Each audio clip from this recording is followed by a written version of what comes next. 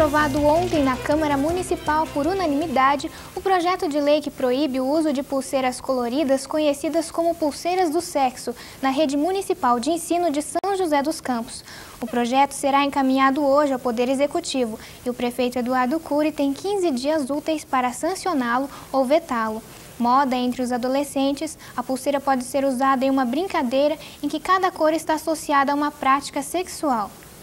As faculdades de Direito e de Ciências da Saúde promoveram no dia 26 de março a visita da deputada federal Luísa Erundina, na palestra que homenageou o Mês das Mulheres.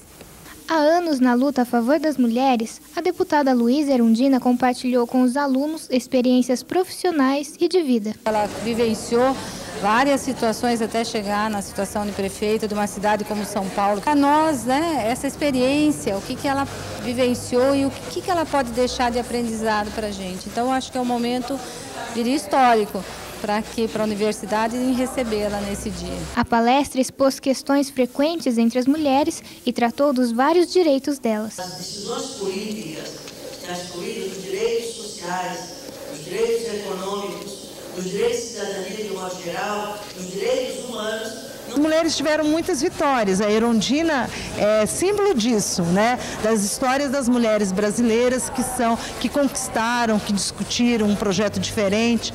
Quando ela foi prefeita em São Paulo, implantou vários abrigos, hospitais municipais, que cuidou da saúde da mulher, mas é uma mulher vitoriosa. E eu acho que tudo isso é um incentivo.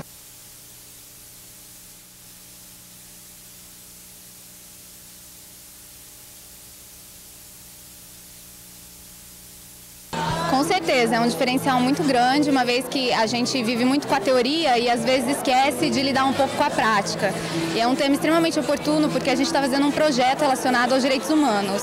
Acho que contribui para o crescimento mesmo profissional da gente, já que é uma pessoa que tem bastante experiência na área política, é uma assistente social também, já tem uma bagagem em relação também à assistência. O projeto profissional e a formação profissional dirige sempre a gente, onde a gente estiver atuando, e inclusive na militância política, a minha forma de realizar os mandatos e de cumprir os mandatos populares tem uma inspiração muito forte na minha formação profissional. A importância da palestra da deputada Luísa Erundina para o curso de serviço social é incomensurável pela trajetória profissional dela como assistente social, pela experiência de vida profissional, pela formação profissional que ela teve e, através dessa formação profissional, com contato com as populações, principalmente as mais carentes, ela acumulou uma grande experiência para a sua vida pública. A poesia popular da literatura de cordel vai ganhar espaço na região. Quem tem outras informações é o repórter Rodrigo Martini. Boa tarde, Rodrigo. Boa tarde, Paula. Começa nesse sábado, no Centro Sociocultural Cecílio Gomes, o lançamento do Cordel a Granel, de autoria do professor Paulo Barja, com quem eu converso agora. Boa tarde, professor. Como surgiu a iniciativa do lançamento?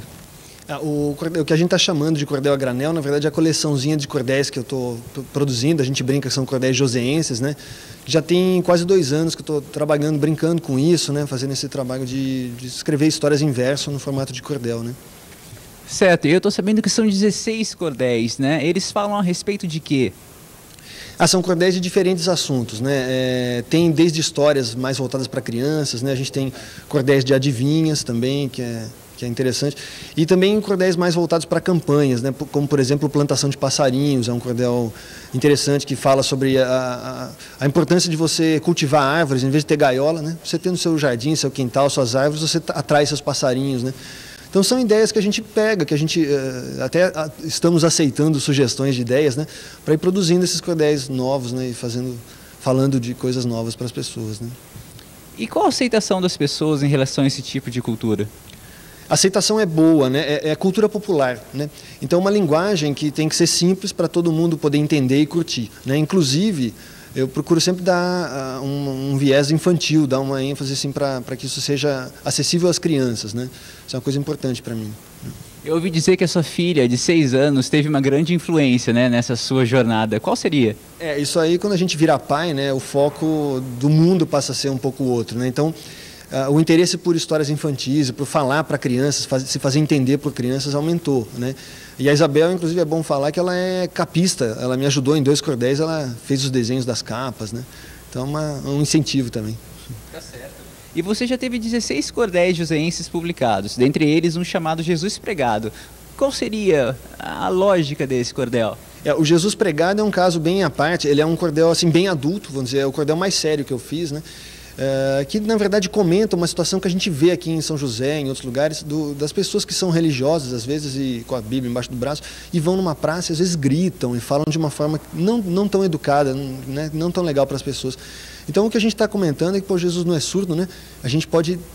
a religião é uma coisa muito íntima, muito pessoal, não é necessário gritaria, né? Então... Tá certo, professor, muito obrigado. Vale lembrar que os ingressos serão vendidos a R$12. Voltamos aos estúdios, Paula. Obrigada, Rodrigo.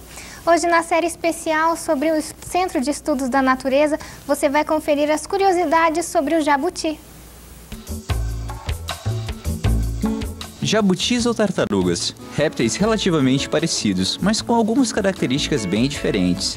As tartarugas, como têm hábito aquático, elas têm uma pata com característica de viver dentro d'água, para nadar, inclusive dedos unidos por membrana, ou às vezes uma nadadeira mesmo, como é o caso das tartarugas marinhas. O jabuti é um quelônio terrestre, encontrado em áreas florestais, em áreas de floresta, encontrado em deserto.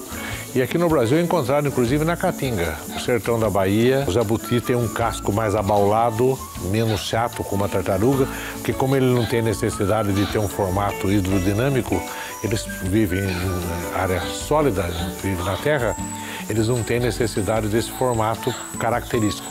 Então ele é mais abaulado, ele é mais alto, e com isso é fácil de diferenciar o jabuti das tartarugas. Os animais silvestres apreendidos pela Polícia Ambiental são trazidos para a Univap, onde ganham tratamento especial antes de serem reintroduzidos em seu habitat natural. Constantemente, a Polícia Ambiental faz uma apreensão de filhotes de jabutis pequenos, que encaminha para nós.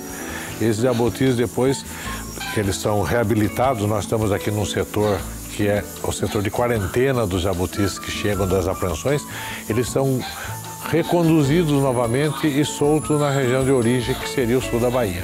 Em dezembro do ano passado, nós mandamos para a Bahia 120 jabutis. Como todos os animais, os jabutis têm uma função importante na natureza. São herbívoros na natureza, comem plantas, na Caatinga comem cactáceas, frutos de cacto, onde eles adquirem também a umidade necessária para eles sobreviverem, numa região árida, e tem o seu papel como no equilíbrio ecológico dentro da própria Caatinga, está dentro do contexto da biodiversidade nossa.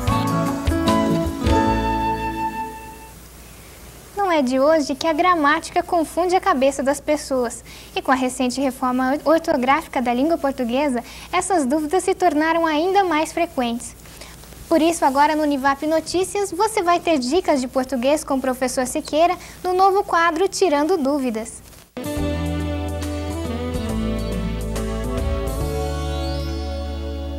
Olá, gente. Hoje no Tirando Dúvidas, nós vamos falar sobre os acentos diferenciais. A nova reforma ortográfica, ela prevê, por exemplo, o acento diferencial em pôde, para diferenciar de pode. Pôde passado, ele pôde fazer isso. E pode presente. E continua o acento em por verbo, para diferenciar de por preposição. Esses dois acentos diferenciais, eles continuaram. Os outros, porém, caíram. Que é o acento de para diferenciar da preposição para. Polo, para diferenciar de polo, que é uma preposição antiga. Pera, fruta, que havia acento, perdeu acento, para diferenciar de pera, preposição. Pelo do braço, tinha acento. Perdeu o acento para diferenciar de pelo preposição. Então, os acentos diferenciais que continuam só em pôde para diferenciar de pode e por para diferenciar de por preposição. Dessa forma, as dicas de hoje. Até a próxima, tirando dúvidas.